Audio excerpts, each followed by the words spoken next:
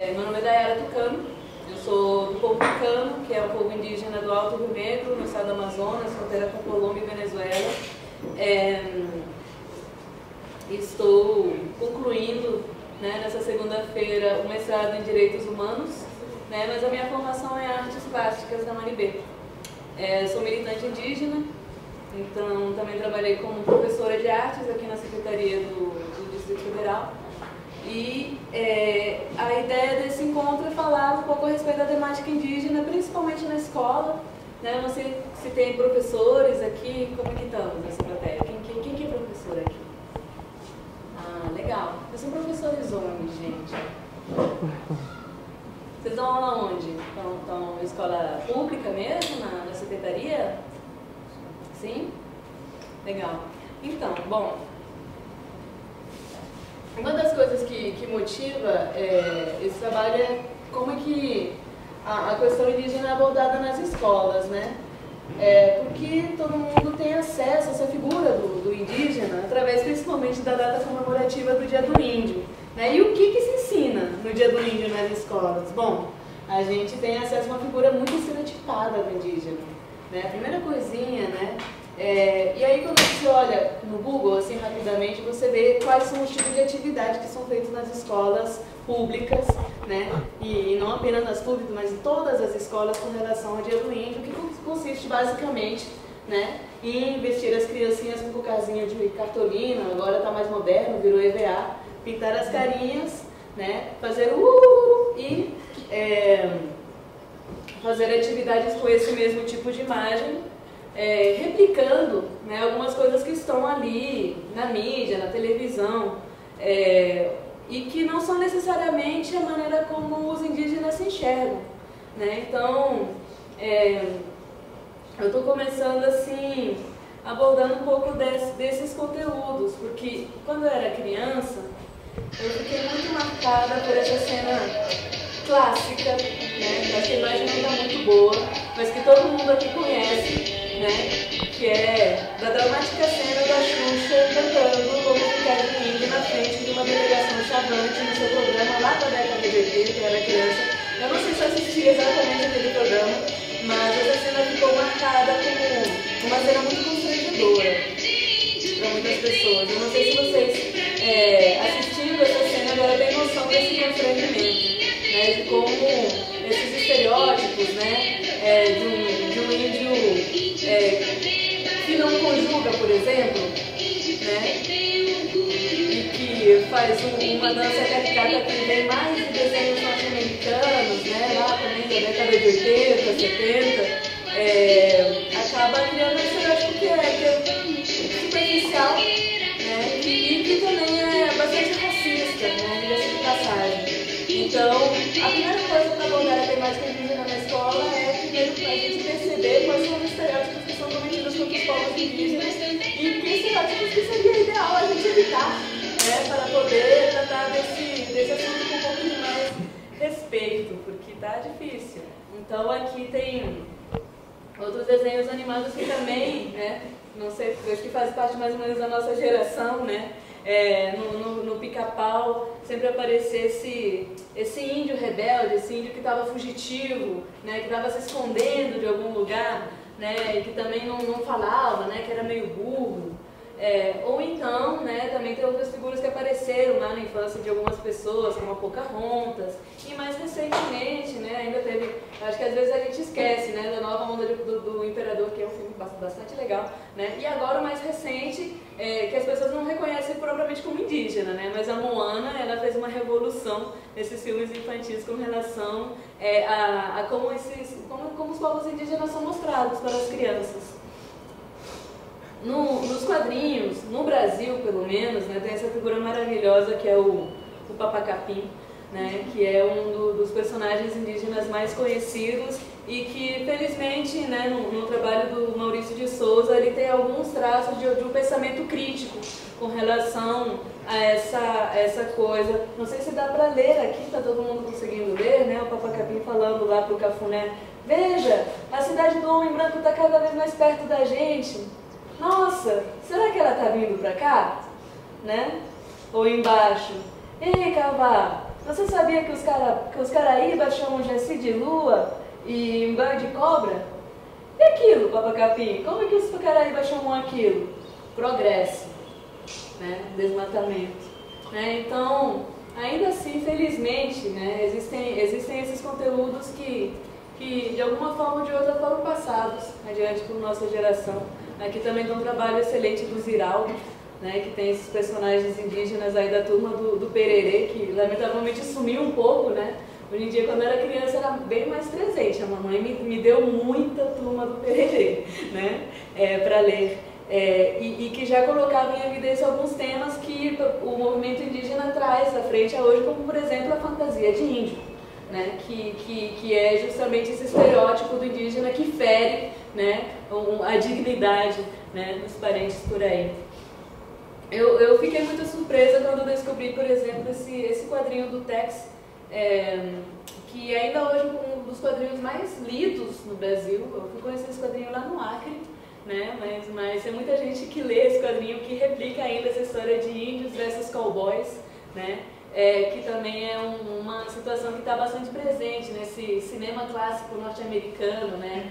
Onde o indígena é colocado como o vilão, né? E o cowboy, o fazendeiro, o ruralista, como o super-herói da parada. Né? Por outro lado, também tem a maneira como os indígenas são apresentados na televisão brasileira. Eu não sei se vocês reconhecem algum desses personagens, quem assiste novela ou não, né?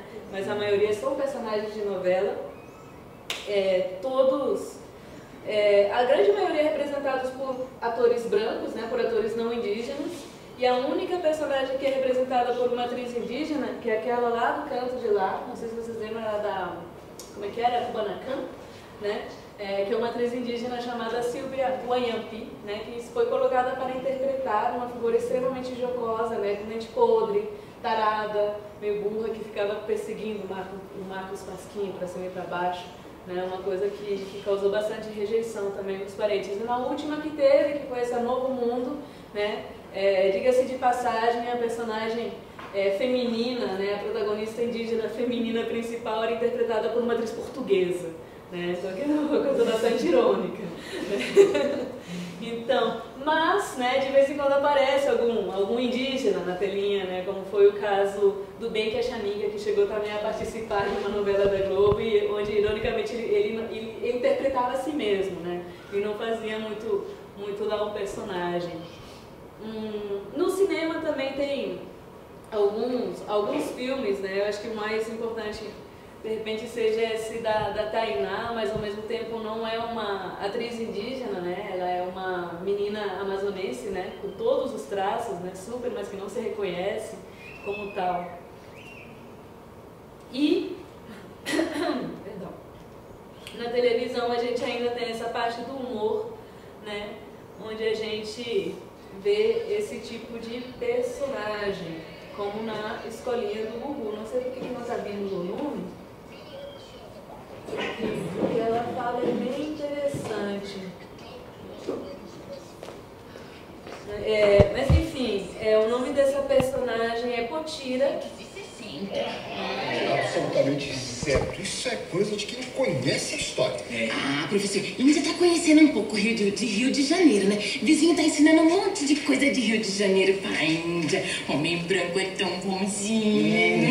É que é o negócio, ele tá usando mapas, fotos. Professor, ele tá usando a Índia mesmo. Sabe o que ele faz, professor? Ele usa assim os dedinhos como se fosse as perninhas de alguém, né? Aí ele demonstra pra Índia o caminho do corcovado ao pão de açúcar. Muita criatividade. Ai, muita criatividade. Sabe o que ele fez? Ensinou pra Índia como que funciona o bondinho do pão de açúcar. Faz Sabe como é que é? da mulher indígena também um assunto de comédia, né? É bastante presente na ponta da nesses programas. cordinha, lá em cima, assim, do guarda-roupa. E o vizinho fica lá embaixo, né? Na outra ponta, né? Segurando a outra ponta da cordinha. Aí, Índia desliza, assim, como se fosse o bondinho. Aí, encontra o pão de açúcar que é o vizinho. Gostou de ser bondinho? essa índia gostou de ser bondinho, né? Mas o homem branco gostou muito mais de ser pão de açúcar. Homem branco Não, é são tão cenas bonzinho. constrangedoras que a gente vê na televisão. E outras que também fazem parte dessa cultura popular brasileira. Essa era uma música que eu cheguei de volta no Brasil lá. Acabaram nossas férias, amiga. Estava essa onda Roteiro, desse grupo muito famoso, né, clássico da música brasileira, que é o Tchan, né, que tem entre os seus grandes hits essa versão do Descobrimento do Brasil.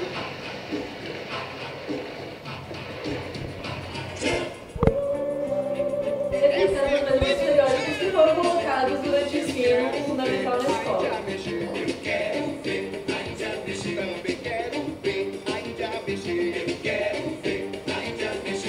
Essa ainda mexe muito. Então vamos lá, Então, de certa forma, a figura da mulher indígena continua sendo colocada na mídia brasileira e nos carnavais, né, de uma maneira bastante erotizada,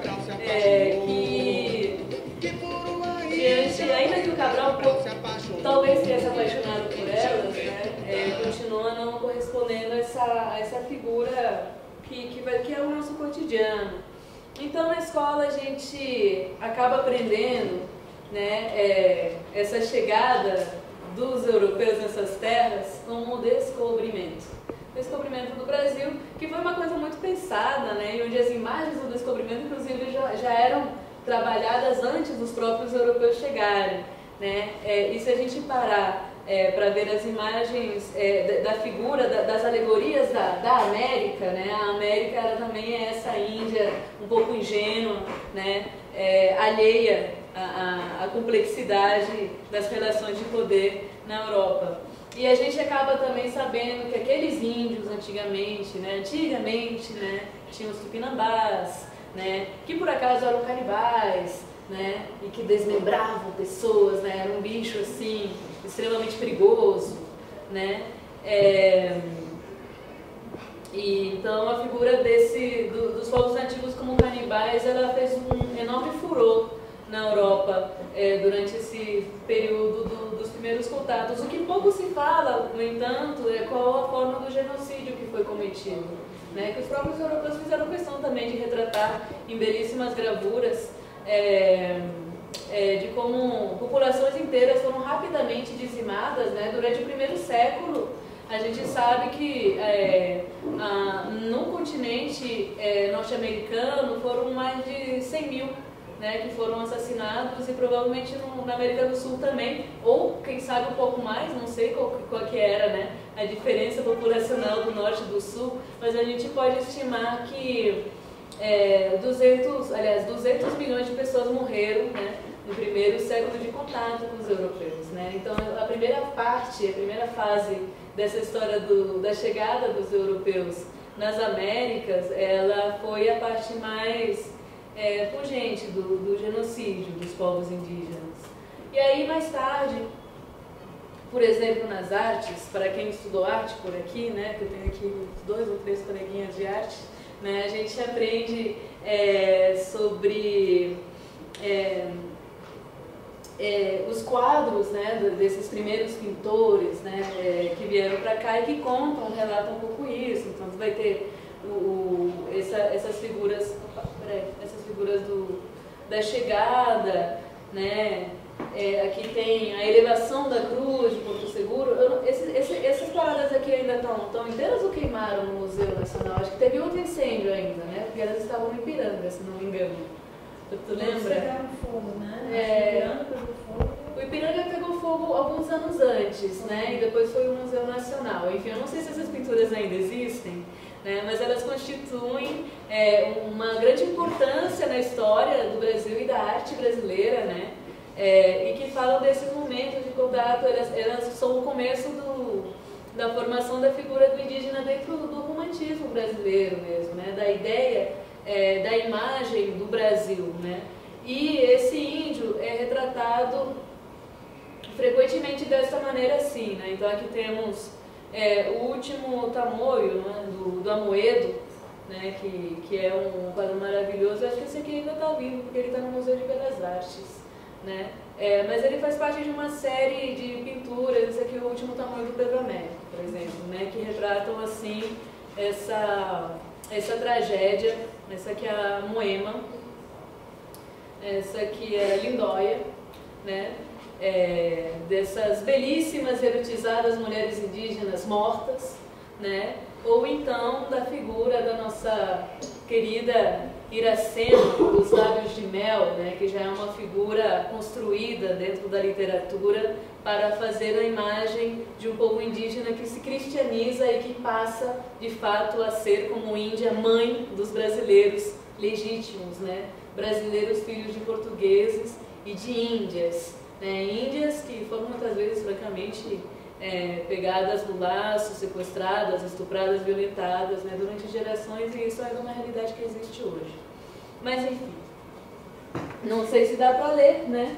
Mas, para os professores, né, que estão por aqui, existe uma lei hoje que está em risco por conta dessa galerinha que está aqui no outro lado do prédio, diga-se de passagem, né, que é a Lei 11.645, né, que trata da obrigatoriedade sobre a cultura, né, o ensino da história e da cultura afro-brasileira indígena nas leis de diretrizes bases da educação brasileira.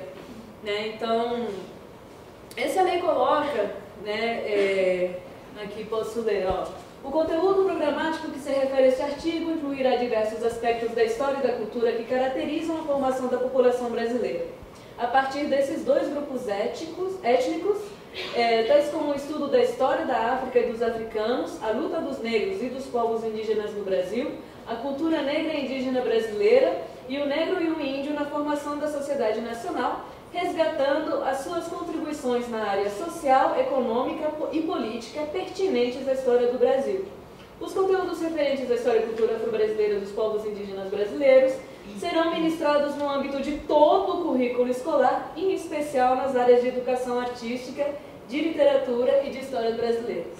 Então, uma lei que ela coloca esses conteúdos, mas que, diante da falta de recursos, né, ela tem uma implementação muito difícil, né, pela dificuldade de acesso ao material pedagógico, né, que nos manuais escolares não tem muito bem esses conteúdos abordados, é difícil de encontrar. Também os professores não têm formação nenhuma a respeito desse tema, inclusive na sua formação no ensino superior, diga-se de passagem, né, para quem cursou, né, nas artes, pelo menos a gente também não aprende nada a respeito disso.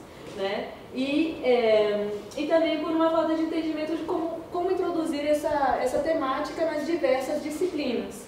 Né? Então acaba que no final das contas essa temática cai muito para as artes, de fato, né? Então um pouquinho para a história, mas como é que ficam as outras disciplinas, né, no currículo escolar? Então eu fico me perguntando, né, como evitar essa continuidade do racismo?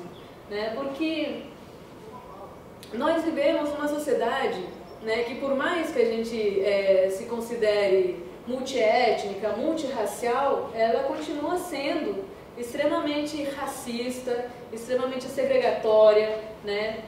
E a verdade do panorama de violências contra os povos indígenas demonstra, e eu vou mostrar para vocês daqui a pouco, né, qual o tamanho, né, das violências que são cometidas contra nós. Então é importante a gente, de fato, evitar os estereótipos na educação, né, reconhecendo a diversidade de povos no Brasil e no mundo, reconhecendo a história dos povos indígenas a partir do seu ponto de vista, porque, sinceramente, o ponto de vista do colonizador não bate muito com a realidade que a gente está vendo hoje, né?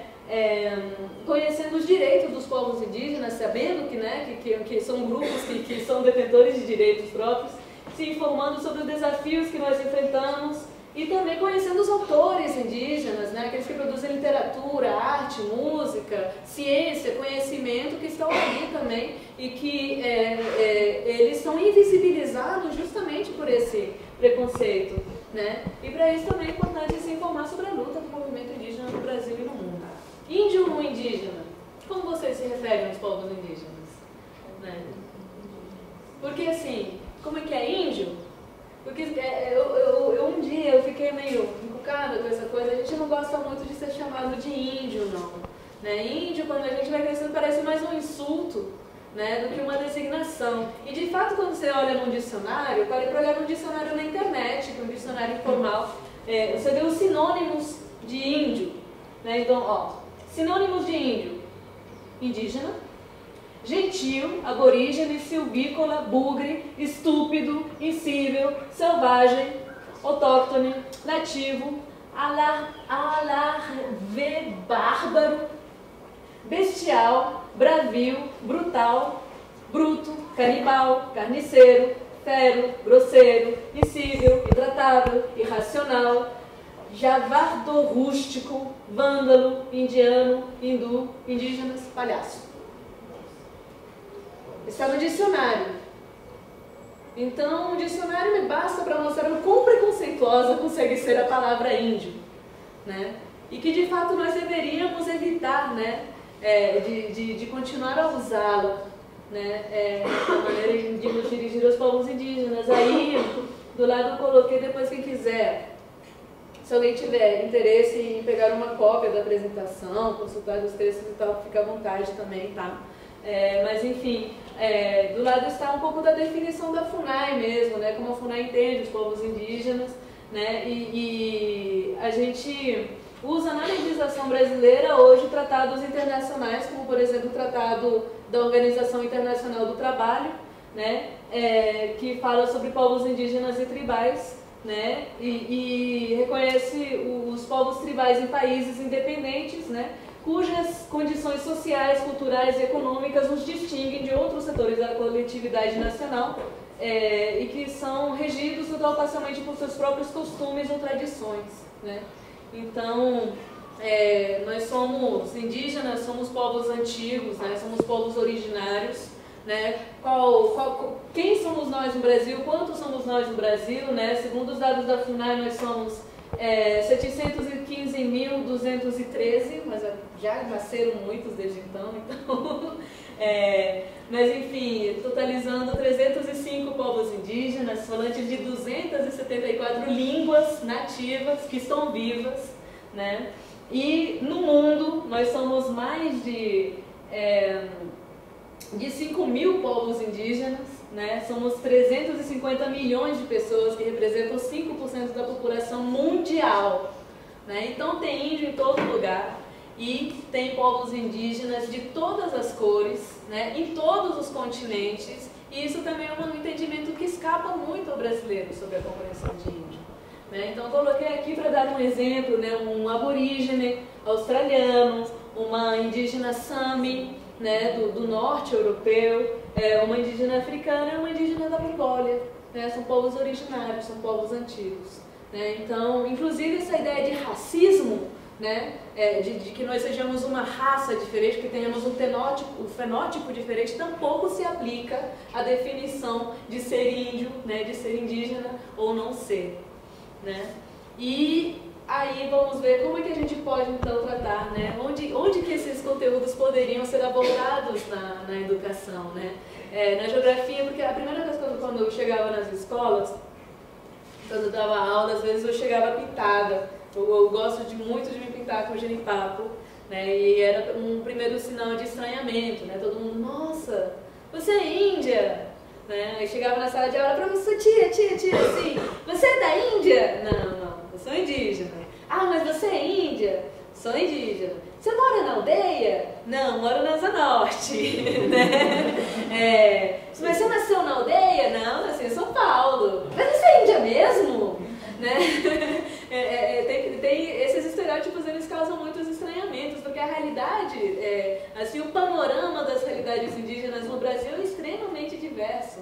Né? Então, onde moram os índios? Né? Eles podem morar na retomada, na beira da estrada, sendo perseguidos por pistoleiros todos os dias. Eles podem morar em aldeias absolutamente urbanizadas, né? Como são, por exemplo, algumas aldeias no sul do Brasil, ou em São Paulo. Ou então podem morar também em aldeias que têm alguma arquitetura mais tradicional no meio da floresta também. Né? E isso não quer dizer que um seja mais ou menos indígena que o outro. Né? Ao mesmo tempo, os povos indígenas continuam habitando, né, a totalidade do nosso território nacional. Nesse mapa, é um mapa dos troncos linguísticos, né? Que apontaria mais ou menos como seria a distribuição dos povos no início, né? Desse encontro com os europeus. Mas, na verdade, que os povos indígenas desses troncos linguísticos se mantêm nesses territórios, né? Alguns correram um pouco mais para cima ou para baixo, né? Mas continuam nesses territórios. E aí, quando a gente pesquisa na internet, faz uma pesquisa muito rápida sobre onde vivem os povos indígenas, a gente tem a ideia, né, de que o índio vive numa terra indígena. Né? Então, é fácil achar, por exemplo, o mapa das terras indígenas no Brasil. Esse aqui é o mapa do ISA, que é o Instituto Socioambiental, né? E que mostra, por exemplo, em verde, as terras que já são reconhecidas, né? Que são as homologadas, né? Em rosinha tem as declaradas e em laranjinha as identificadas, né? Porque existe todo um processo jurídico, né, para ter uma homologação final, né, de uma terra indígena. Então, de fato, a gente pode ver que as grandes terras indígenas elas se encontram na região amazônica. Porém, quando a gente vê um mapa do IBGE da população indígena, onde estão os indígenas, né, a gente consegue ver que eles estão em todo o Brasil, inclusive em áreas extremamente urbanizadas, né? Então, esse aqui é um mapa do último censo, né, de 2010, né, onde a gente vê que existem grandes populações, grandes aldeias concentradas, sim, na região do norte, né, da bacia amazônica, mas que os povos continuam, né, também nos outros estados, talvez em aldeias menores e talvez também enfrentando outro tipo de violência. Porque quando a gente vê no mapa da violência, né, do Observatório de Violência da extinta Secretaria de Direitos Humanos, a gente pode ter acesso a quais são os tipos de violência, né, que esses povos enfrentam e onde acontece a maioria dos casos, que, diga-se de passagem, a grande maioria não tanto assim no meio da floresta, mas sim diante de um encontro muito bruto, né, com a extensão da fronteira agrícola, né, e a disputa sobre terras. É importante na história, por exemplo, eu estou apresentando aqui, resolvi colocar algumas tabelas que fazem parte da minha pesquisa de mestrado, né, onde eu coloquei, por exemplo, algumas guerras e massacres que foram oficiais por parte dos estados nos Estados Unidos e no Brasil, né, que resultaram em grandes massacres dos povos indígenas, né, porque essa não é uma realidade apenas brasileira.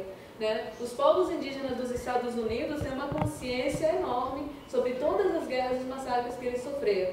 Existe um livro maravilhoso que eu recomendo, que é chamado Enterre Meu Coração na Curva do Rio, que é de um historiador norte-americano chamado Dee Brown, né? Onde ele faz ele junta vários textos de diários e de registros, né, das próprias lideranças indígenas sobre essas guerras, que é bem interessante.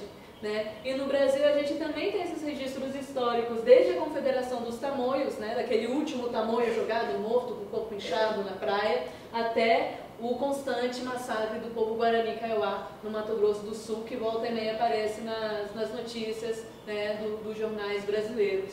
Né? Então, eu coloquei aqui algumas guerras que fazem parte desse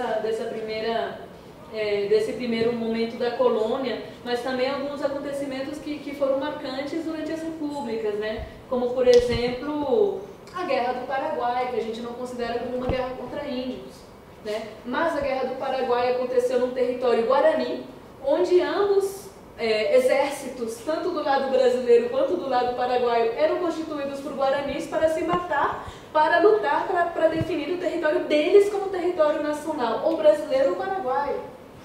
Né? Então resultou em milhares de mortos, né? E aquilo não se considera como uma guerra contra os povos indígenas, mas quando você olha, né, o número de pessoas que morreram nesses conflitos, né, é importante considerar que são indígenas, mesmo o caso da cabanagem, que foram 11 mil, né? 11 mil lá no Grão-Pará, Mas quem são 11.000 pessoas no Grão-Pará a não ser índios, né? Então, é importante ter a consciência, né? Botar um rosto na cara dessas pessoas. E mais recentemente, nos anos 60, por exemplo, o massacre do Paralelo 11, que ganhou assim, uma repercussão enorme, que foi trazido à volta agora na Comissão Nacional da Verdade, né? O massacre do Hashimu, né? Também com o povo indígena Yanomami, né? E agora, claro, os Guarani Kaiowá que continuam constantemente enfrentando uma situação que faz com que os povos indígenas do Brasil se organizem politicamente, né, para lutar, né, pela defesa dos direitos humanos dos nossos povos, né, e a gente se mantém nesse embate. Então, aqui em Brasília, por exemplo, é uma cidade maravilhosa, até para poder acompanhar um pouco desse movimento indígena, porque pelo menos todo ano, no mês de abril, é feito o acampamento Terra Livre em algum lugar da esplanada dos ministérios, ultimamente mais ou menos próximo do Congresso Nacional, mas no jornal nacional ou até nos jornais internacionais sempre acaba aparecendo um monte de índio levando spray de pimenta e bomba de fumaça na cara, né? E eles fazem isso todo ano porque a verdade é que nas suas terras eles enfrentam muito mais do que spray de pimenta e bomba de fumaça, né? Eles enfrentam fogo, bala, tiro de 12, tiro de todos os calibres possíveis, envenenamentos, enfim, são violências que na minha pesquisa também eu acabei separando, né, tipificando. Existem organizações indígenas que fazem observatórios de violência, né, contra os povos indígenas. Uma delas é o CIMI, que é o Conselho Indigenista Missionário, que todo ano também publica um relatório de violência, né? Aí eles têm alguns pontos, eu acrescentei mais alguns. Então a gente pode considerar, né, essa aqui uma imagem de um parente Krenak na beira do Rio Doce. Eu não sei se vocês ficaram sabendo do que aconteceu com o Rio Doce no Brasil. Alguém ouviu falar do Rio Doce, né? Que o rio lá em Minas Gerais, né, tinha uma barragem muito bonita, né, da Vale do Rio Doce, grande empresa nacional que acabou rompendo e poluindo até o mar, né? O Rio Doce é um rio sagrado do Rio Krenak, né? Então esse é um dos tipos de violências contra o patrimônio material e territorial dos povos indígenas, né, considerando a morosidade do Estado, o descumprimento das condicionantes para a salvaguarda das terras, as invasões aos territórios, as construções desses grandes empreendimentos sem consulta prévia, porque a gente tem o direito à consulta prévia instituído pelos tratados internacionais. Da mesma forma que se constroem barragens, se constroem estradas, se constroem loteamentos ilegais, se fazem arrendamentos ilegais, acontecem roubos, vandalismos, incêndios criminosos contra as terras indígenas para tirar aquelas pessoas de lá, contaminação por agrotóxico das nascentes, dos rios, até avião voando em cima de aldeia, jogando agrotóxico nas crianças no Mato Grosso do Sul, é uma cena horrível. Desmatamento, caça ilegal, pesca ilegal, garimpo ilegal, tráfico de madeira, tráfico de animais, invasão das terras pelo tráfico internacional de drogas, né? Poluição da água, esgotamento dos recursos hídricos, né? E isso sem considerar a violência ao patrimônio imaterial, né? Porque a gente tem um direito cultural que é estabelecido não apenas por nossa Constituição, também como por tratados internacionais como a Declaração dos Direitos Humanos da ONU, então os acordos da Unesco, né? Mas enfim, a gente vê aqui a questão da biopirataria, né? Usamos o patrimônio genético, a demonização das espiritualidades indígenas, né? Que a gente continua sendo perseguido, né, pelas figuras de igrejas de origem cristã, como pagãos, né? Como esse tipo, e tem de fato casas de rezas incendiadas e pajés que são assassinados por isso, né? A danificação dos nossos sítios arqueológicos, né? Que não são reconhecidos, que não são associados às culturas indígenas, né? Que são tratados como pré-históricos simplesmente, mas que para nós constituem patrimônio também, né? Apropriação da propriedade intelectual, apropriação cultural, né, no sentido de pegar nossas expressões culturais para serem transformadas em algum tipo de mercadoria, né, para ganho de empresários, né, mas não de indígenas, né, a desvalorização das práticas dos saberes, a negação da história indígena e a continuidade dessa estereotipação, né, principalmente nas escolas. E contra essas pessoas indígenas, né, porque antes são direitos coletivos, mas contra essas pessoas indígenas, né, a gente tem que conviver constantemente com os relatos de assassinato, tentativa de assassinato, homicídio, ameaça de morte, sequestro, desaparecimento, ocultação de cadáver, tortura, abuso de poder, lesões corporais dolosas, racismo, assédio, violência sexual, estupro, violência obstétrica, esterilização forçada, contaminação intencional de doenças contagiosas, porque tem povos inteiros que são jogados, pega um sarampo aqui, pega uma AIDS aqui, né, um negócio assim. Trabalho escravo, tráfico de pessoas, aliciamento, apropriação indébita de cartão e senha bancária, de coisas assim, por mercadores locais, extorsão, intimidação, assédio moral, agressão verbal, declarações discriminatórias públicas, inclusive por parte de figuras políticas, né? Negação de reconhecimento da identidade indígena e principalmente a criminalização das lideranças indígenas, né?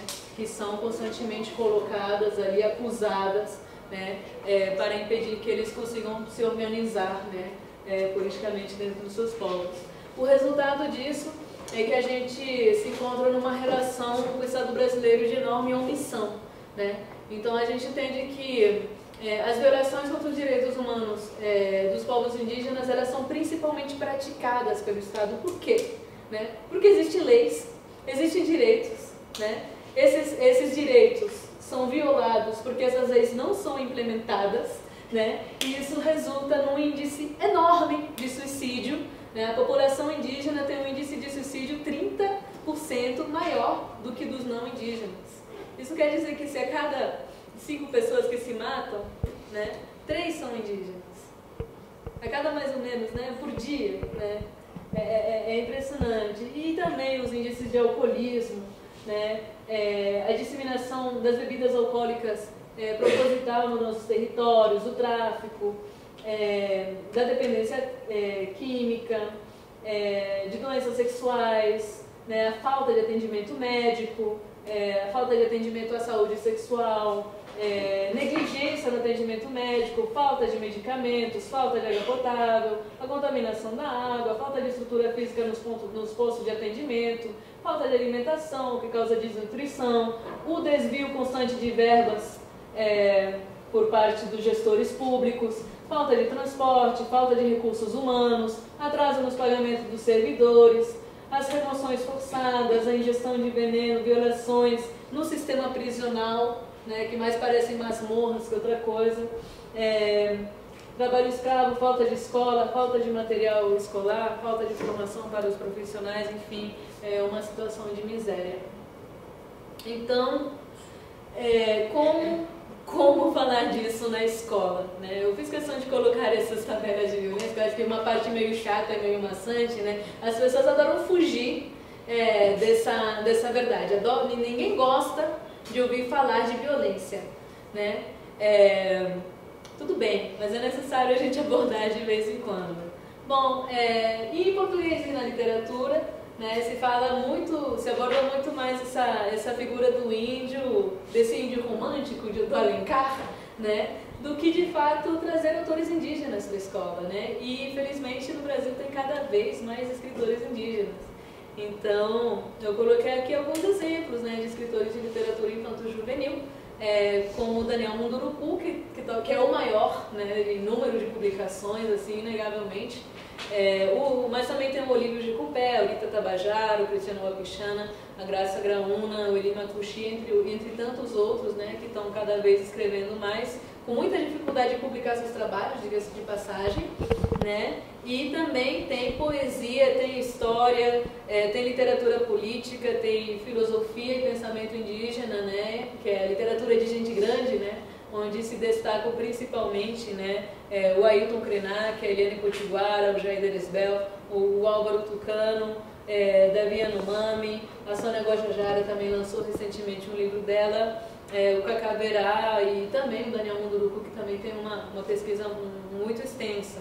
Né? Então, material não falta, nem para ler no ensino fundamental, nem no segundo grau, nem na universidade. Vamos parar com essa desculpinha. Além de falar da mandioca, mas claro que a diversidade da tecnologia alimentar indígena é uma coisa muito importante, né, que a gente tenha consciência que a nossa alimentação é fundamentalmente indígena, né, mas também o conhecimento das plantas medicinais, da biodiversidade, da gestão da floresta, da agrofloresta, do extrativismo, né, o que faz que essa floresta se mantenha em pé, né, que são técnicas que para nós são ancestrais, mas que hoje, na nova onda, né, dos tilelê, pode escrever, orgânicos e tal, né, é a mais nova tecnologia de produção, né, mas que é uma tecnologia indígena.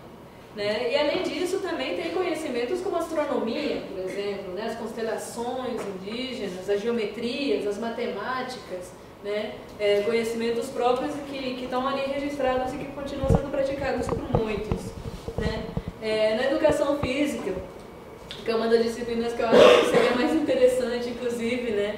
Também tem um desconhecimento enorme, né? Dos jogos, das brincadeiras indígenas. Aqui tem uma foto do Xundaro, que é um treinamento, né? que tem entre o povo guarani, em que eles fazem uma roda, assim, eles vão correndo e cantando e tocando e correndo, e de repente está todo mundo pulando e um tem que pular por cima do outro e tem que correr e pula de novo, aí agacha e vai pulando agachado e sei lá o que, é assim, é um treinamento do Xungaro, um treinamento dos guerreiros, tudo acompanhado de muito canto, muita reza, né, e acompanhado pelos pajés, e é assim que os guaranis se tornam todas pessoas muito fortes e muito rápidas, muito malhadinhos, muito bonitinhos também, né, e também tem outros povos que têm outros esportes como a corrida de tora, né, a gente tem os jogos indígenas, né, onde a gente também usa essas modalidades, né, do cabo de guerra, do remo, do arco e flecha, da peteca, da lança, né, que são esportes tradicionais de nossos povos.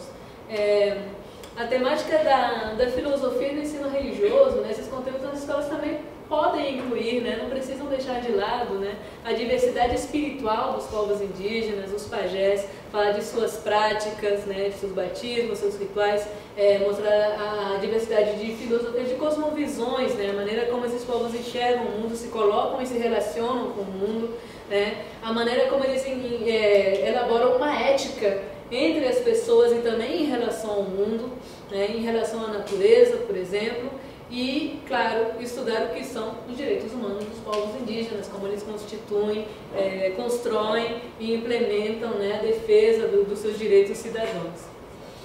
E aí tem as artes, né, que é o cantinho da treta, né, porque é o cantinho que mais replica estereótipos, né, então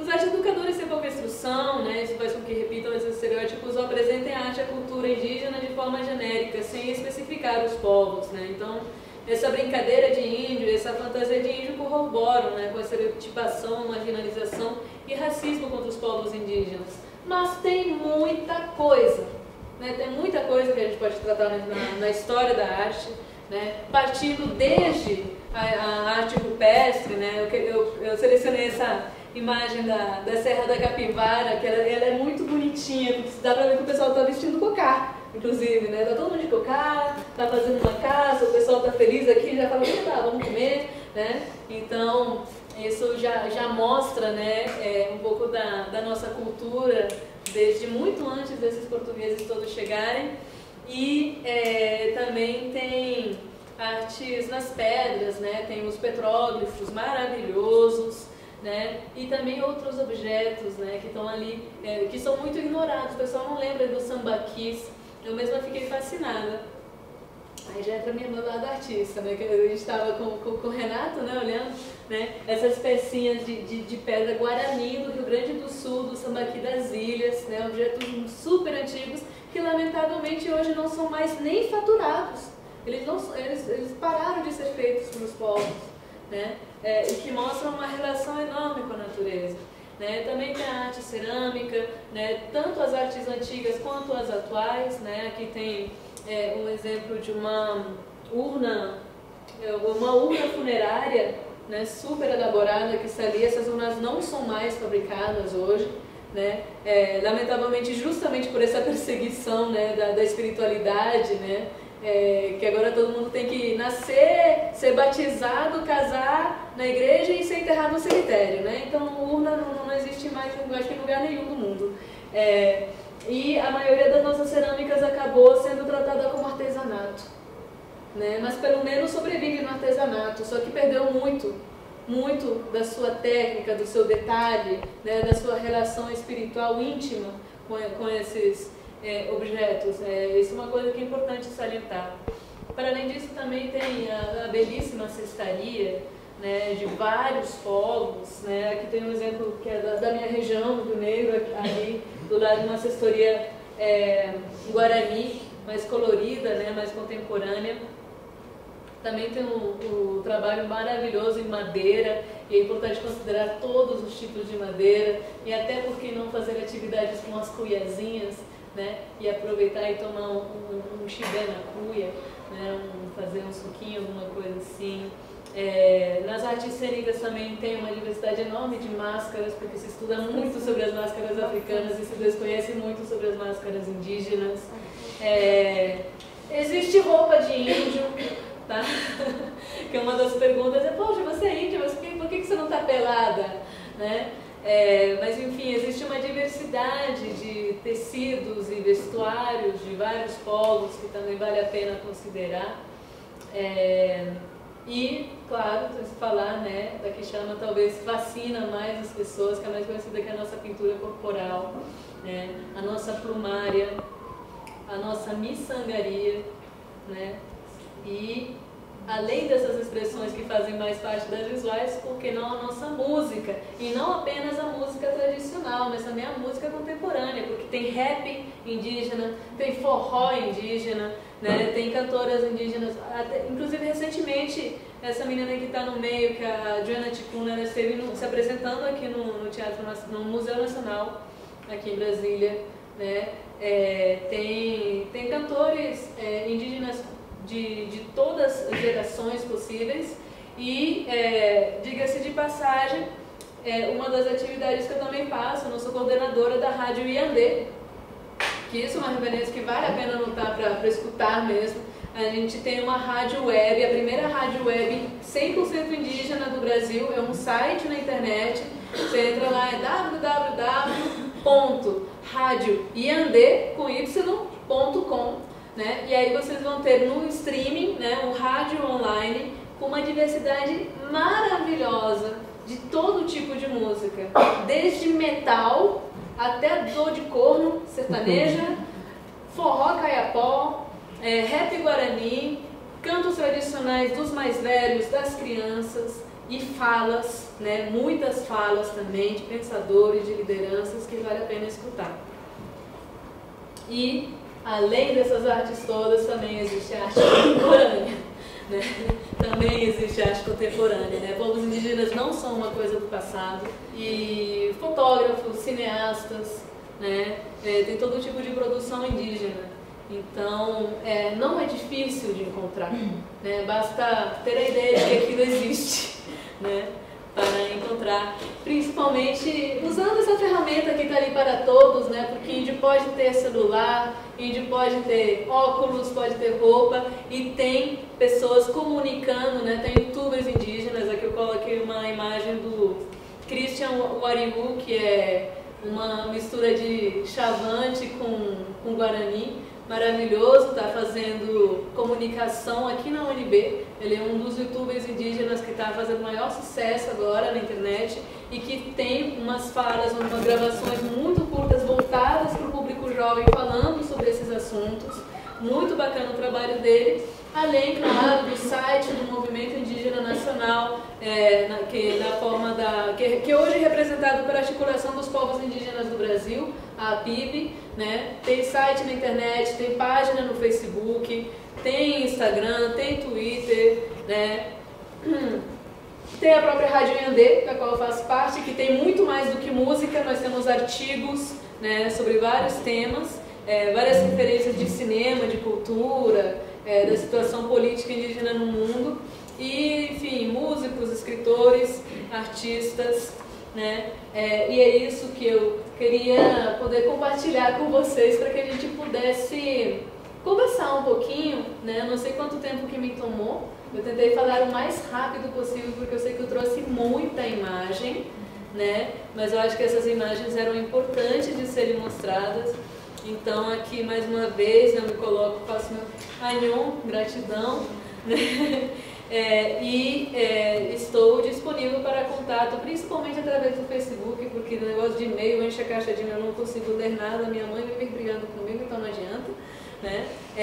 Mas tem o contato da Rádio Yandê e estamos juntos, né? Espero que essa pequena apresentação possa ter contribuído com alguma coisa, né, para vocês, principalmente os professores, né, para que a gente possa fazer uma mudança mesmo nas relações com os povos indígenas, na educação de todas as crianças, né, não apenas as crianças não indígenas, né, essas criancinhas, né, para que eles saibam que existe uma enorme diversidade cultural, mas também para que essas criancinhas indígenas que estão nascendo por ali possam crescer com muito orgulho de ser indígena, muito orgulho, sem medo, sem vergonha, sem vontade de se esconder, porque nós dependemos delas para ter a continuidade do nosso povo.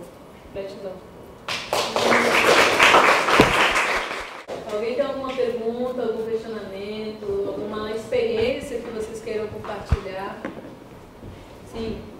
Nayara, como é que está assim, a integração dos indígenas brasileiros ou de alguma ONG que vocês têm com os indígenas dos outros continentes?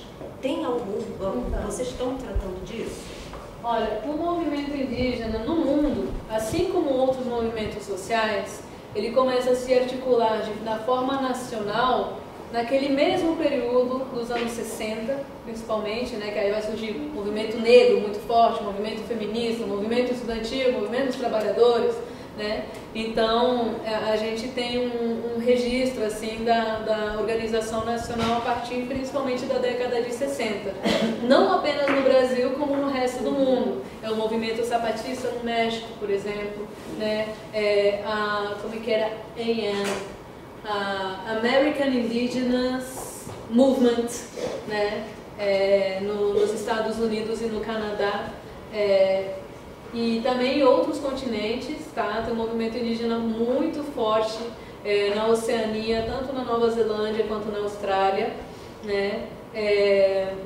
Todos enfrentando os mesmos problemas, né? Com relação a racismo, violência, negação do território, contaminação dos territórios por via de grandes empreendimentos de extração de recursos naturais, até porque, diga-se de passagem, que esses 5%, né, esses 5% dessa população indígena no mundo, eles habitam lugares de preservação ambiental que contém basicamente 60% do restante dos recursos naturais que tem pelo mundo, né? E é muito doida essa relação de recurso, né? Essa ideia de recurso que o branco tem, né? O que são esses recursos naturais? São reservas de minerais como ouro, petróleo, essas coisas que o pessoal usa. Nióbio. Nióbio, né? Que está por ali, né? E que se mantém nesses territórios, porque esses territórios, por serem reservados para os povos indígenas, ou então como reservas ambientais, né, eles são protegidos por toda essa relação de identidade. Né? Tem uma coisa que inclusive eu procuro apontar muito nessa minha pesquisa, né, que é essa relação daquilo que a gente chama, qual é a palavra doida? Da epistemologia, né? Epistemologia. A epistemologia, como é que a gente observa o mundo, né? Qual o pensamento do branco? Como é que o branco vê a natureza? O branco vê a natureza como recurso, né? Então, ele vai procurar, né, comer, né, explorar esse recurso, porque é assim que essa cultura se enxerga, né, a humanidade diante da natureza. Só que para a maioria dos povos indígenas não é muito por aí, né? Então isso faz com que todos enfrentem esse panorama de violências muito semelhantes, né? E ainda assim, ainda que os desafios sejam semelhantes, né, também tem diferenças gritantes de como que os indígenas são reconhecidos pela sociedade não indígena, na África, na Ásia, né? Você vê na China, por exemplo, quando teve a Revolução comunista, né, a Revolução do Mao Tse-tung, todos foram perseguidos, porque não podia ter nenhum tipo de prática espiritual, todo mundo tinha que ser comunista, né, então todo mundo foi perseguido, né. Na África, a gente continua tendo uma série de guerras tribais, né, onde faz com que povos indígenas inteiros sejam muito empoderados, mas também outros absolutamente explorados. E a gente tem, no âmbito da Organização das Nações Unidas, na ONU, um fórum permanente de assuntos indígenas, né, que é possível acompanhar pela internet, né, do qual fazem parte essas representações de todos os continentes, e o Brasil também está lá. Né? Então a gente participa desses espaços políticos internacionais, da ONU, da Unesco, da UIT, né, também. A UIT ela criou mecanismos de defesa, como por exemplo a Convenção 169 da OIT, né, que fala com relação ao direito à consulta dos povos indígenas. Aquilo foi uma articulação enorme, partindo, né, do peso político, principalmente dos indígenas do México, né, dos Andes, né, do Peru, da Bolívia, do Equador, mas também dos Estados Unidos, mas também da Nova Zelândia, né? Tem países onde eles são mais ou menos respeitados, né, dentro do panorama político. Por incrível que pareça, por exemplo, um dos últimos povos indígenas da Europa, que é o povo Sami, né, é um povo que tem uma articulação política maravilhosa. O povo Sami cria, na Noruega, né, o Fundo Internacional de Proteção dos Fundos Indígenas, que é um dos quais a gente tira recursos, inclusive, para proteger a Amazônia. Né? Então, nós estamos em contato. Assim.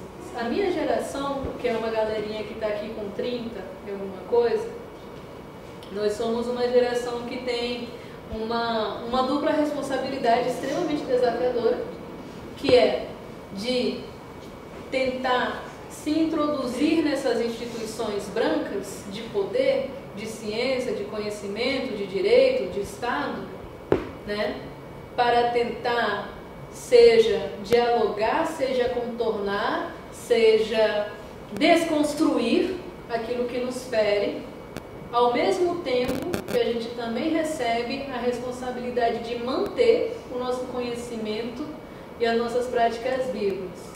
Então, é uma coisa meio esquizofrênica, né? Mas ela não é impossível. O que eu defendo, basicamente, nesse meu mestrado, que vai ser, a defesa vai ser segunda-feira agora, 10 horas da manhã, lá no programa de pós-graduação em Direitos Humanos.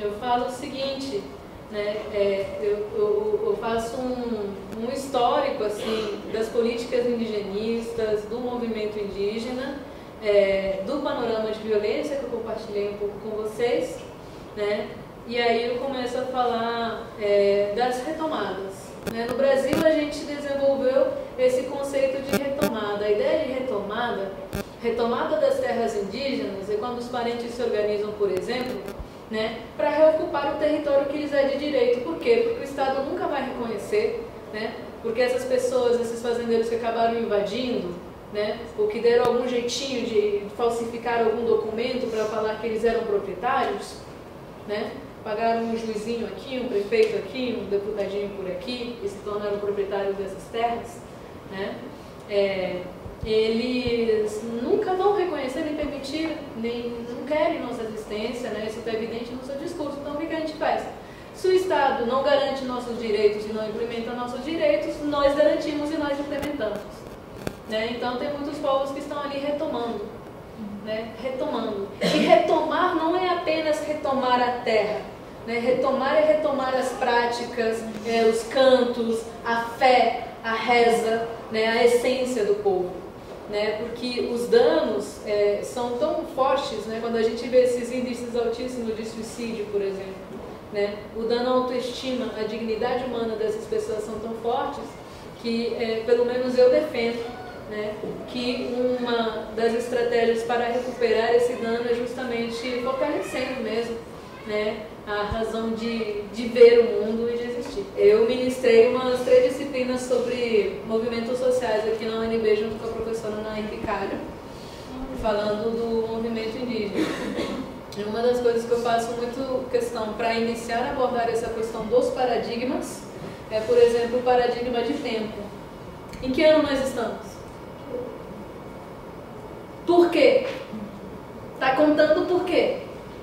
Começou a contar a partir de onde? Né? E onde que nasceu esse cara e como é que está a situação por lá? Né? Porque um pouco antes dessa galerinha sair navegando por ali, o que impulsionou, né, o desenvolvimento científico dentro da Igreja Católica para a criação das fragatas, sei lá o que, né, foi um negócio assim muito interessante chamado Cruzadas, né, que resultou num bloqueio econômico à Europa por parte, né, dos califados, sei lá o que, né, então o pessoal já tinha que procurar de qualquer forma uma alternativa econômica para chegar às Índias Orientais, porque o caminho da rota estava travado. Né? Então, nessas Índias Orientais, aí que já se constrói essa figura do indígena. Né? Então, a gente tem uma sucessão de políticas indigenistas perversas, né? Desde o começo, né? Desde o planejamento, né? da colonização. Né? E isso vai passar pelo debate se os índios têm ou não têm alma, né? Ou se são mais gente do que os negros, para os negros serem escravizados, arrastados, acorrentados naqueles navios horrorosos, né? Que, diga-se de passagem, essas populações, essas pessoas africanas também são povos indígenas, também são índios, né? Que tiveram retirada toda a sua memória, sua dignidade humana, né? A ponto de hoje ter como reconhecimento principal justamente esse trauma, né? da colônia, né, que é a racialidade, né, porque você vai na África você tem povo, na África você tem povo, você tem uma cultura, você tem uma memória. Nas Américas você é preto mesmo, né? Então você vê o impacto que isso tem. Poderíamos ter sido nós, poderíamos ter sido nós, poderia ter sido outros grupos, poderia ter sido outro continente, mas essa é a lógica da colonização. Então, todas as políticas indigenistas, até o advento da República, teoricamente, elas têm como principal característica uma abordagem ou exterminacionista, no sentido de que a colônia e o império autorizaram constantemente o extermínio das populações locais para os bandeirantes e o pessoal, como que chama? Enfim, os donatários, né, essa galera toda. Ou integracionista no sentido de que o Estado tinha que se relacionar com essas populações para que elas deixassem de serem índios e se tornassem brasileiros. Pagadores de impostos pobres, né? Porque, convenhamos que cá entre nós tem brasileiros ricos e brasileiros pobres. E os brasileiros ricos são sempre os mesmos e os pobres também, né? Só que pobres sem cultura, sem identidade, sem nada, né? É o pobre do mais pobre, né? Porque a gente precisa, assim... observar muito quais são as dinâmicas das marginalizações, o que está no centro e o que está na margem, né? O que está no centro da cidade, o que está na periferia da cidade, quem que está na periferia do campo, quem que está para além da periferia do campo nessas terras indígenas, né? Que continuam sendo assaltadas, né? E aí, quando teve esse momento de um debate jurídico sobre direitos humanos, grandes tribunais, né? Teve a Segunda Guerra Mundial, você faz o tribunal Bertrand Russell, aí depois teve esse monte de ditaduras nas Américas, né? Provavelmente na América Latina, você faz o segundo tribunal Bertrand Russell, por exemplo, né? Que foi um momento aí do debate do Estatuto do Índio, né? Foi um momento que o pessoal estava já no segundo momento de construção do entendimento dos direitos humanos, de reconhecer essas pessoas como humanas, né, como detentores de direitos, entre eles o direito cidadão, porque até 79, né, que é o ano do Estatuto do Índio, né, aí a mamãe fala que é até 88 mesmo, né, a gente não tem direito cidadão totalmente reconhecido pelo Estado. Até 88, pelo regime de tutela, a gente precisaria, por exemplo, ter autorização da FUNAI para sair do país. Né? Por isso que o Mário Juruna foi impedido de ir para o Tribunal Vetramussa II para fazer algumas denúncias, né? Entre elas o etnocídio, o genocídio cometido pela Igreja Católica, né? O genocídio contra os povos Taigangue, o genocídio contra o povo Yanomami, né? Várias coisas. Então, assim, eu acho que assim, a concepção do direito, ela também tem uma trajetória muito interessante. Mas enquanto ela se baseia nesse direito europeu, né, e enquanto ela não se abre de fato para o entendimento pluri, né, e não apenas pluri, né, que a gente fala muito, porque essa coisa é juridiquês, né, mas não apenas pluri, não apenas plural, tem que ser trans, tem que ser inter, né, tem que ter conexão, para a gente poder colocar outros conceitos, né, de detentores de direitos, como por exemplo a natureza detentora de direitos. O Equador fez uma constituição. Sim, então, a gente tem dois países que têm constituições plurinacionais, o Equador e a Bolívia, né? São países que têm governos primariamente indígenas, né? Mas tem experiências, por exemplo, de reclamar os direitos da natureza, direitos de rios, de montanhas, de vulcões, né? O primeiro rio que ganhou direitos foi um rio na Índia, né, por ser um rio sagrado. A primeira montanha, o primeiro vulcão foi lá na Nova Zelândia, né? Aí no ano passado a Colômbia reconheceu o direito da floresta amazônica, né? Com a floresta como detentora de direitos. E aqui no Brasil a gente tem um processo que está tramitando para reconhecer o direito do Rio Doce, né? Porque o Rio Doce foi danado. Não é apenas os povos, não é apenas a exploração, né? Aquilo tem espírito, né? E é interessante que a gente pense a respeito do direito da natureza nesse momento de crise global. Porque a nossa crise global não é apenas econômica, ela não é apenas cultural, ela não é apenas social. A gente está num momento de crise, de um genocídio tremendo da própria natureza. É um ecocídio. Mas é um negócio devastador, né? Que marca, né? Que define finalmente o que é essa coisa que a gente mesmo definiu como antropoceno. Né? A capacidade humana de devastar o universo por se negar a se reconhecer como parte dele, né? E é ali que entra, né, os conceitos do pensamento indígena para dar uma resposta. Mas essas coisas, quando eu falo das retomadas, por exemplo, é porque não basta a gente ficar só no nenenê, no lero-lero, no debatezinho lá, enfiado lá na casa dos brancos, no tribunal, sei lá das contas, para ficar com um cartazinho bonitinho, tirando foto, falando, vamos salvar as bandeiras. Porque, por exemplo, no movimento de retomada, quando você tem um grupo que resolve reorganizar sua terra, mesmo que tenha uma fazenda, uma mega plantação de cana, de soja, de qualquer coisa no meio, sabe?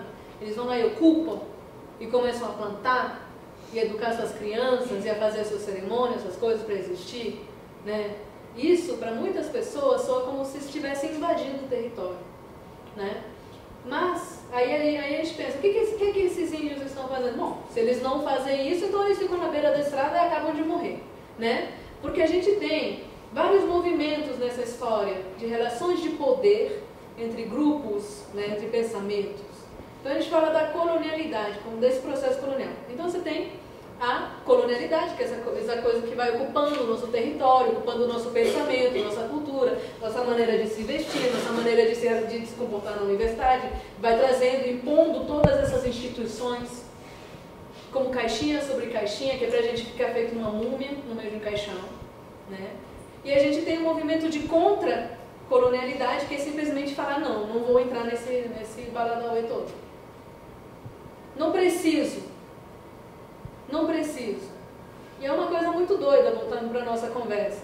Porque eu, por exemplo, faço parte de uma geração que eu fui assim, eu me vejo na obrigação, por exemplo, sim, de defender o mestrado, poder dizer para a universidade que eu não preciso dela.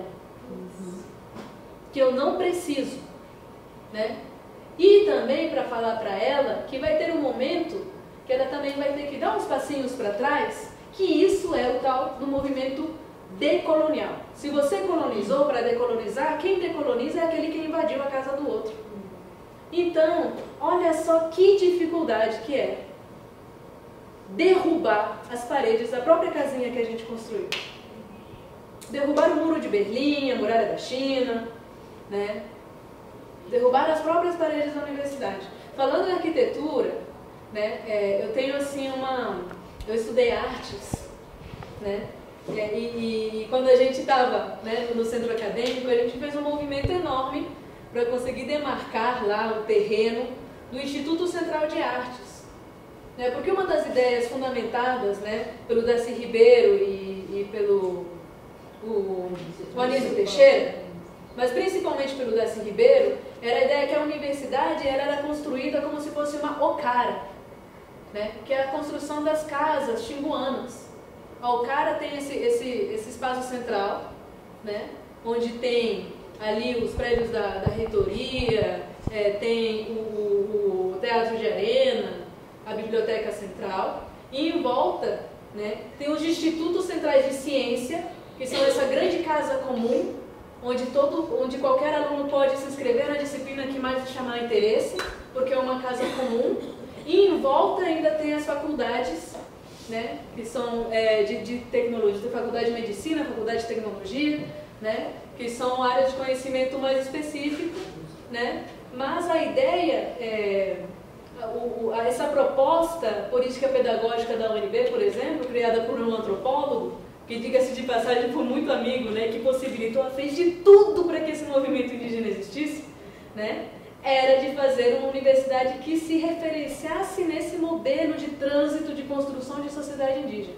E por isso a UNB não tem paredes, é o único campus no Brasil que não tem muro, ainda hoje. Porque você vai para a UFBA, você vai para a USP, você vai para qualquer universidade, todas têm uma portariazinha, né, e a UNB não tem parede. Né? Então, eu pessoalmente tenho uma paixão enorme por essa universidade, eu acho que eu sou filha de gerações, né? Mas é um lugar que me contempla, porque esse espírito da universidade, eu acho que ele acontece lá dentro. E não é à toa que também foi o primeiro lugar que teve lá a invasão em 68, né? Quando vocês estavam lá. Né? E também não é à toa que hoje está do jeito que está, né? Os primeiros centros acadêmicos que são tomados pelas frentes mais reacionárias, né, de pensamentos políticos costumam ser os da Universidade de Brasília e de São Paulo, porque são as universidades onde se constrói a maior resistência do movimento indígena também. Né? Então, eu acho que assim, nessas instituições, a gente todos nós temos esses paradoxos internos, né? É uma crise existencial mesmo. Mas assim, se a gente não for capaz de limpar a nossa própria casa, né, de pegar essas prateleiras cheias de coisas, essas gavetas, né, essas gavetas no nosso armário, cheio de roupa velha que a gente não usa, né, e eu passar para outra pessoa, jogar fora mesmo, né, a gente não arranja espaço para colocar novos pensamentos e para ter outras novas práticas, para se mover. Né? Então, a gente está nessa. Eu pessoalmente, eu acredito muito na potência da arte. Eu acho que ao longo dessas histórias políticas todas, quem melhor sobreviveu, ainda que torturado, chamado de bicha, louco, viado, tudo, são os artistas. Né? Porque os artistas, eles conseguem se colocar num âmbito que é absolutamente anti-institucional. Vai pelo desenho, vai pelo gesto, vai pelo movimento, vai pela poesia, vai pintando, né? Pintando, cantando, bordando e desafiando, né? a boa moral e os bons costumes de quem acha que a gente está, né, desafiando qualquer poder. Não tem, a gente nem desafia. O que a arte desafia, no final das contas? Né? Mas aí já também é outra lombra minha. Inclusive, eu trouxe uma das obras, acho que queria mostrar para vocês. Eu fiz essa pintura que é uma tela, estica aqui, chamada Iepapapi. que é o Mundo Tucano, a história da criação. E eu não sei se dá para entender, por exemplo, que aqui tem 4 direções, né? E que tem 4 bancos, esse nosso kumuro, nosso banco sagrado, que é o banco de reza, que a gente diz que em cada canto tem grandes pilares, né? E esses bastões aqui, eles são os bastões em que Iepawanka, o Macuico, o Deus Criador, soprou a energia, né, de transformação para criar a vida, né, para transformar. Na grande maioria de nossos povos indígenas, que é uma coisa que eu também coloco nesse trabalho aí de mestrado, por exemplo, eu coloco um monte de termo indígena. Eu me cansei de falar epistemologia, paradigma, eu botei o acossé, né, botei um monte de palavra indígena que é para o pessoal aprender a falar outra língua. Né, que eu já aprendi a falar francês, espanhol, inglês, né, português, agora eu quero aprender a falar tucano. Né? Mas enfim, o nosso povo se chama povo Iepá-Maçã. Iepá é o tempo. E um dos nomes desse grande espírito é Iepawanka, o guia de todos os tempos. E a gente diz que a gente veio numa cobra-canoa da transformação dos tempos. Porque para nós o sentido da vida é a transformação. E dessa mesma forma, vários outros povos indígenas se referem à força do pensamento. Um pensamento que seja capaz de transformar. O Xinã, pensamento que vibra, que toca, não é só palavra, não é só papel. O pensamento ação, né, que vibra, que transforma. Porque esse é o sentido de toda a história da criação. Desde quando a gente nasceu das águas, né, quando Deus soprou, ele soprou na água, tá? Ele jogou um sopro de tabaco na água e nasceram os peixes. Até nós, muito antes daquele carequinha barbudo, o que chama Darwin, falar de evolução, nosso povo já sabia que nascia das águas. E a gente está pouco se lixando se o branco acha que é mitologia, que é história, que sei lá o quê, que é papo de índio. Essa é uma verdade. E não é à toa que essa verdade bate, inclusive, com a verdade dos biólogos. Né? Porque a linguagem não importa. Né? Enfim, e é por isso que eu acho que quando a gente fica muito preso nessa coisa das linguagens, é necessário a gente partir para outras linguagens. Né? Para transversalidade, para multimídia. Né? Essa multimídia que é uma coisa que os artistas fazem. Né? Vai dançar, vai pintar, e aí esses conteúdos, esses outros pensamentos vão acabar entrando de uma forma ou de outra na cabeça das pessoas. Fugindo um pouco, né, desses assuntos, eu tive uma experiência de visitar uma escola na Asa Norte. Eu estou me formando em pedagogia, né? E é uma escola que tem alunas que são indígenas, né? Então a gente está nessa discussão de 112 Norte, que já tem uma prática mais alternativa de ensino, assim, mas eu acho que ainda tem muito esse embate com a questão indígena lá dentro. Porque o que você traz hoje é muito rico para mim, na minha formação, para perceber como falar sobre questões indígenas com pessoas que não estão nesse meio, né? Mas como, então, pensar, eu acho que numa pessoa assim como você, que passou por uma instituição escolar e também vai ter que dar essa continuidade ou não numa carreira acadêmica, mas para que ela se sinta contemplada. Eu acho que eu queria que você me falasse um pouco sobre essas questões também, assim, né? Que fogem dessa educação indígena para o branco e partem também de uma, sei lá, de falar sobre coisas onde essa pessoa se sinta representada em alguma instância. Assim. Essa coisa o Distrito Federal, a gente tem uma dificuldade com relação a essa coisa da implementação de uma educação indígena que atenda às necessidades específicas, porque a gente é Distrito Federal. A gente tem uma política que era voltada para a educação indígena nos estados, em regiões mais ou menos dos troncos linguísticos, por exemplo. Né?